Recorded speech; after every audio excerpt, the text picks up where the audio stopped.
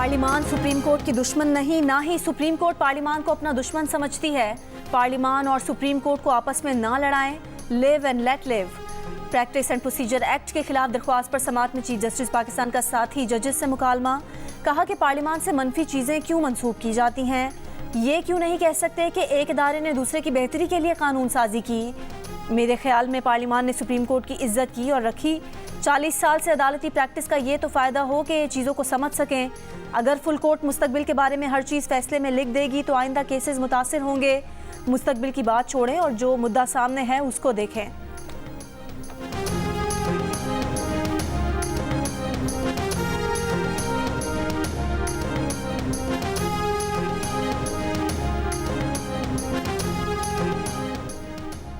Master of the roster का लफ्ज दुनिया में सबसे पहले कहां इस्तेमाल हुआ, कहां से शुरू हुआ? क्या इंग्लिस्तान या अमेरिका में मास्टर ऑफ द रोस्टर का लफ्ज इस्तेमाल होता है? हम नौआबादियाती मास्टर्स को क्यों मानते हैं? क्या इस्लाम में मास्टर ऑफ द रोस्टर का कोई तस्वर मौजूद है? अगर कॉलोनियल सिस्टम पर चलना है तो आज़ादी लेने का क्या फ़ायदा है? इस्लाम की रौ से तो मास्टर तो सिर्फ अल्लाह ताला की ज़ात है। प्रैक्टिस एंड प्रोसीजर एक्ट के खिलाफ दरख्वास्त पर समाअत में चीफ जस्टिस काजी फाइज ईसा के रिमार्क्स।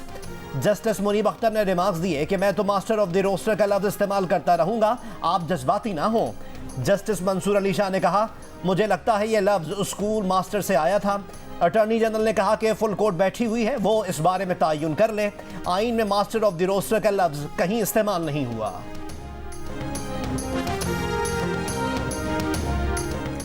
सुप्रीम कोर्ट एक एस्टैब्लिशमेंट और टाइटैनिक है, एकदम कैसे इधर उधर मोड़ा जा सकता है। पार्लियामेंट ने एक्ट में अस्कुद नोटिस से निकलकर हर तरह के केस के लिए जजेस कमेटी बना दी। अगर गलतियां सुप्रीम कोर्ट में हैं तो पार्लियामेंट की भी हैं। जो मसला था पार्लियामेंट उसे ठीक करती। जस्टिस याहिया अफरीदी के रिमार्क्स। जस्टिस जमाल मंदोखेल ने कहा कि पार्लियामेंट को इतने अरसे बाद क्यों याद आया कि ये कानून साजी की जाए। क्या पार्लियामेंट की कानून साजी का मकसद फर्द वाहिद के इख्तियार को तकसीम करना था? क्या आइन में गुंजाइश है कि बेंचेस बनाने का इख्तियार किसी और को दिया जाए? आइन में कहीं नहीं लिखा कि बेंच कौन बनाएगा। अटॉर्नी जनरल ने कहा कि कानून साजी का मकसद सिर्फ मास्टर ऑफ रोस्टर्स नहीं था। जस्टिस एजाजुल एहसन ने सवाल किया कि अगर सुप्रीम कोर्ट ये फैसला करती है इस कानून पर अमल नहीं करना तो क्या होगा? आप मुल्क के चीफ लॉ ऑफिसर हैं, फेडरेशन का इस सवाल पर ऑफिशियल जवाब क्या है? अटॉर्नी जनरल ने जवाब दिया कि आप अपने हलफ के मुताबिक आइन और कानून के पाबंद हैं। जस्टिस जमाल मंदोखेल बोले कि अगर हम supreme court practice and procedure पर अमल नहीं करेंगे तो क्या अपने हलफ की खिलाफ वर्जी करेंगे? जिस पर अटॉर्नी जनरल ने जवाब दिया कि प्रैक्टिस एंड प्रोसीजर एक्ट की पाबंदी लाजमी है।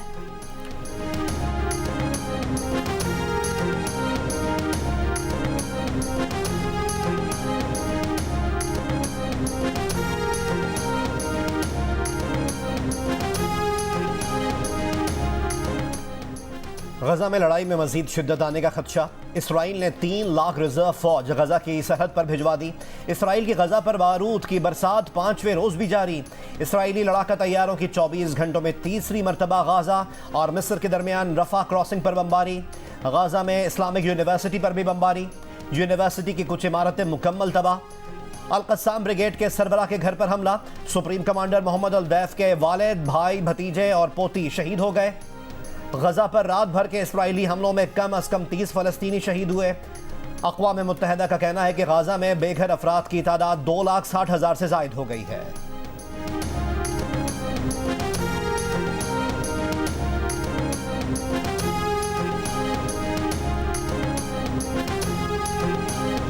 पाँच रोज से जारी ऑपरेशन अल-अक्सा फ्लड में हलाक इसराइलियों की तादाद 1200 से ज़्यादा हो गई।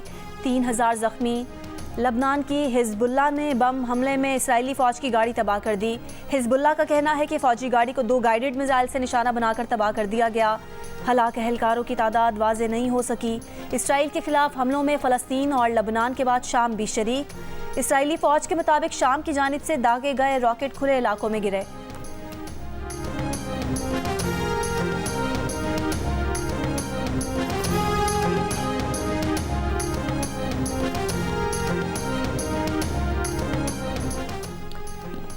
बरतानिया की सड़कों पर फलस्तीनी परचम लहराना दहशतगर्दी की हिमायत होगा।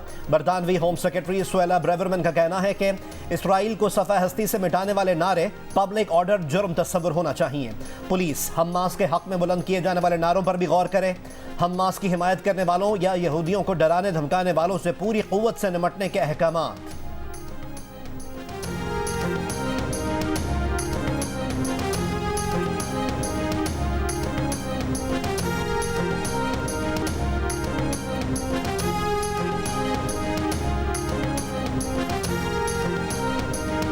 अफगानिस्तान के सूबे हेरात में एक बार फिर जल्जले के झटके, एक शख्स हलाक, 120 जख्मी।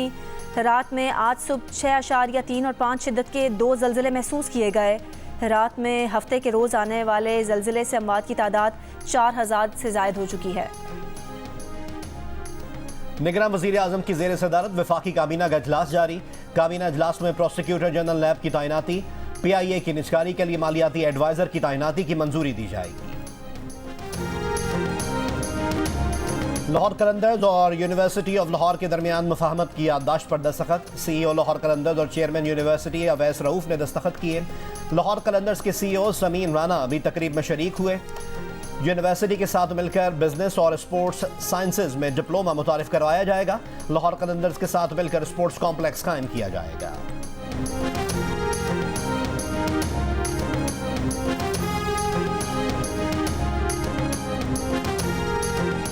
और क्रिकेट वर्ल्ड कप में आज भारत और अफगानिस्तान मद्दे मुकाबिल। अरुण जेटली स्टेडियम दिल्ली में मैच, अफगानिस्तान की बैटिंग जारी। अफगानिस्तान ने 1 विकेट के नुकसान पर 32 रन बना लिए।